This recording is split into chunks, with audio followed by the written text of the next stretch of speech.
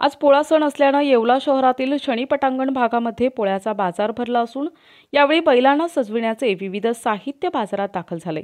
मात्र यावेळी शनी पटांगण भागात मोठे खड्डे पडले असून अक्षरशः खड्ड्यांमध्ये पाणी साचल्याने यंदा खड्ड्यात पोळ्याचा बाजार भरल्याचं चित्र येवल्यात दिसतंय। अक्षरशः बळीराजाला या खड्ड्यांमधील चिखल तुडवत बाजार करण्याची वेळ आल्याने शेतकऱ्यांमध्ये प्रशासनाविरोधात संताप दिसून येतोय। आज बैलपोळा आहे। बैलपोळ्याच्या निमित्तानं शेतकरी बाजार करताय। महागाई भरपूर वाढली। दुकानदार कोण काय बोलतंय तर कोण काय बोलतंय। रस्ता नाही, सुविधा नगरपालिकेने थोडं लक्ष दिलं पाहिजे। गुडघे एवढे खड्डे झाले तर शेतकऱ्यांनी यावा। शेतकऱ्याच्या कुठं बी गेला तर शेतकऱ्याच्या अवकाळाची त्याच्यावर थोडं नगर प्रशासनाने थोडं लक्ष द्यावं।